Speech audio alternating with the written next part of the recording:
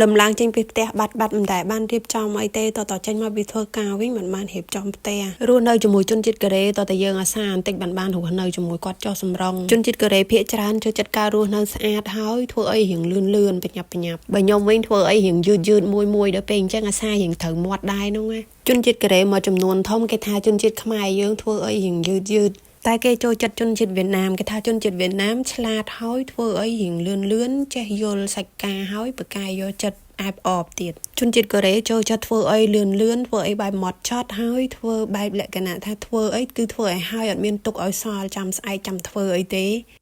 កាលពីជំនាន់មុននឹងយកពលករខ្មែរពលករថៃពលករពីប្រទេសផ្សេងមកពលករជនជាតិឥណ្ឌូ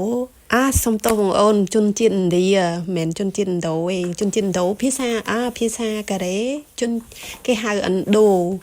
ប៉ុន្តែដល់ពេលបកមកខ្មែរយើងថាឥណ្ឌា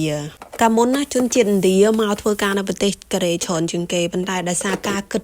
របស់ជនជាតិកូរ៉េហើយនិងជនជាតិឥណ្ឌាខុសគ្នាឆ្ងាយពេកដល់ពេលអញ្ចឹងទៅ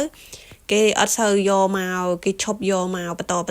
ទៅគេដូរយកពលករអីផ្សេងមកអញ្ចឹងណាខ្ញុំនិយាយតាមអ្នកគ្រូខ្ញុំដែរទេគាត់និយាយថាអញ្ចឹងគាត់ថាជនជាតិឥណ្ឌាបើសិនជាធ្វើការឧទាហរណ៍ថាធ្វើការថ្ងៃហ្នឹងធ្វើមិនហើយទេចាំធ្វើថ្ងៃស្អែកទៀតអីអញ្ចឹងអត់សូវបញ្ញាប់អត់រុះរាន់ធ្វើទេណាពេលអញ្ចឹងហើយជនជាតិកូរ៉េគឺពួកគាត់គិតខុសផ្ទុយពីហ្នឹងគឺគាត់ត្រូវធ្វើលក្ខណៈ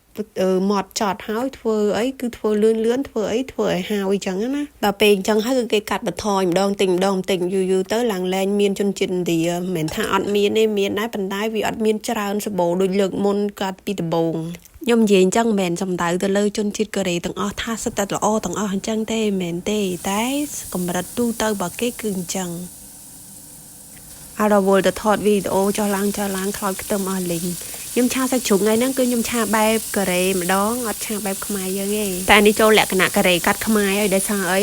ដោយសារម្ហូបកូរ៉េគេភាគច្រើនគេឆាគឺគេអត់លីងខ្ទឹមដូចយើងអញ្ចឹងទេគេដាក់ខ្ទឹមច្បល់ជាមួយនឹងសាច់ហ្មងហើយបានគេយកមកឆាអីចឹងទៅបុកម្ហូបមួយមុខហ្នឹងខ្ញុំស្អប់ជាងគេបំផុតកាលមកពីដំបូងនឹកឃើញតែក្លិនវាគឺថាឆ្អែតរាប់ឆ្នាំហ្មងតែដល់ពេលយើងរស់នៅជាមួយនឹងគ្រួសារកូរ៉េយូរទៅយើងក៏ទម្លាប់បានជាមួយនឹងមុខម្ហូបរបស់ពួកគាត់ដែរហើយនិយាយពី take ពេលហ្នឹងទៀតផ្ញើមកដល់ចំតែពេលដែលគ្រួសារយើងនៅផ្ទះតលាក់បន្តិចអីអត់បានទេទិញអីគឺថាដឹងទាំងអស់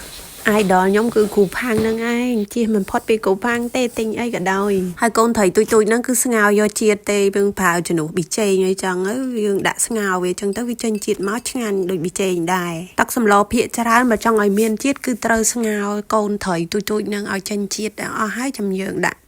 ដាក់បន្លែដាក់អីតាមក្រោយចឹងទៅរួចរាល់ជាការស្រេចហើយបាយមួយពេលត្រូវមានសឡទឹកមួយមុខសឡគោកមួយមុខហើយនឹងគីមឈីផ្សេង